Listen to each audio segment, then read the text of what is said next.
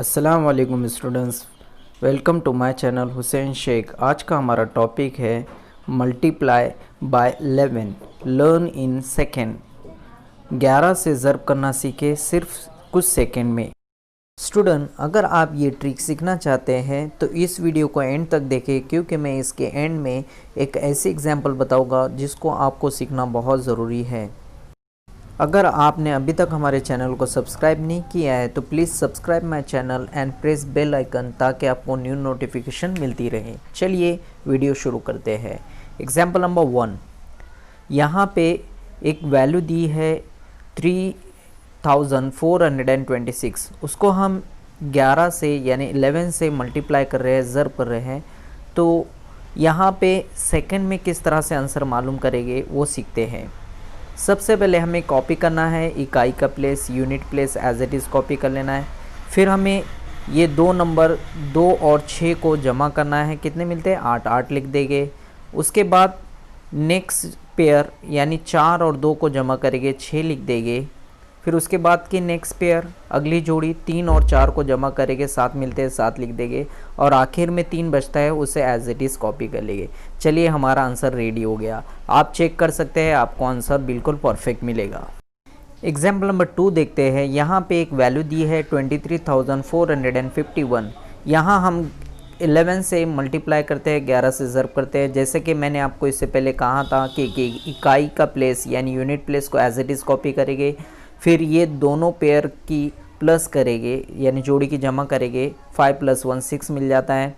फिर उसके बाद की नेक्स्ट पेयर की प्लस करते हैं, 4 + 5 9 मिलता है, उसे लिख लेते हैं। फिर 3 + 4 में ये दोनों की पेयर, ये दोनों की प्लस करते हैं, 7 लिख देंगे। फिर 2 + 3 की प्लस करेंगे, 5 लिख देंगे। और लास्ट में जो नंबर बचता है उसे एज इट इज़ कॉपी कर देंगे। देखिए आंसर आपका रेडी हो गया। आप चेक कर सकते हैं, आपको यही आंसर मिलेगा। एग्जाम्पल नंबर 3 देखते हैं। 40,812। यहाँ पे 11 से मल्टीप्लाई कर रहे हैं, 11 से ज़र्ब कर रहे हैं। जैसे कि हमको पता है कि हमें क्या करना होता है, पहले इकाई की place unit place as it is copy करेंगे यानी 2 एज इट इज़ लिख देंगे। फिर पेयर लेते हैं फर्स्ट और सेकंड नंबर की, दोनों की जमा करते हैं, 1 + 2 कितना मिलता है? 3 एज इट इज़ लिख देते हैं। उसके बाद नेक्स्ट पेयर यानी 8 + 1 9 मिलता है, उसे लिख लेते हैं।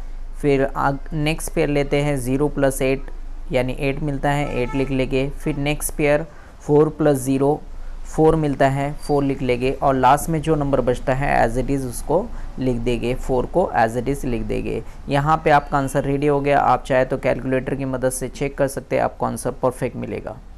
जैसा कि वीडियो के स्टार्ट में मैंने आपको कहा था कि इस वीडियो को एंड तक देखना है, तो यहाँ पे एक एग्जाम्पल नंबर 4 है जो आपको समझना बहुत ज़रूरी है।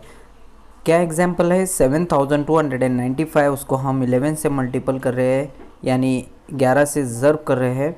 तो यहाँ पे जैसा हमारा रूल था, हमें पता है कि इसकी यूनिट प्लेस यानी इकाई की प्लेस को एज इट इज़ कॉपी कर लेते हैं, 5 को एज इट इज़ लिख देते हैं। अब पेयर बनाते हैं 9 + 5, ये दोनों की प्लस करते हैं तो 14 मिलता है। तो हमें पता है 14 एज इट इज़ कॉपी नहीं किया जाता है, सिर्फ 4 लिखा जाता है। और उसका जो कैरी ओवर है उसको साइड में लिख देंगे, यहाँ लिख देंगे। फिर उसके बाद हम नेक्स्ट पेयर बनाएंगे, 2 + 9 मिलता है 11। सो 11 और जो कैरी ओवर था हासिल का 1 था, उसको ऐड कर लेते हैं। तो 11 + 1 कितना हो जाता है? 12। 12 का 2 लिखेंगे, कैरी ओवर 1 आएगा। फिर नेक्स्ट पेयर 7 + 2 9 मिलता है, और जो कैरी ओवर 1 था उसको ऐड कर लेते हैं। सो 9 + 1 कितना हो जाएगा? 10। 10 का 0 लिखेंगे, हासिल का आया 1, कैरी ओवर 1। अब लास्ट में जो नंबर बचता है, अदद बचता है, उसको एज इट इज़ कॉपी करते हैं, बट लेकिन हासिल का 1 है, उसको भी ऐड कर लेंगे तो टोटल हो जाएगा 7 + 1 8।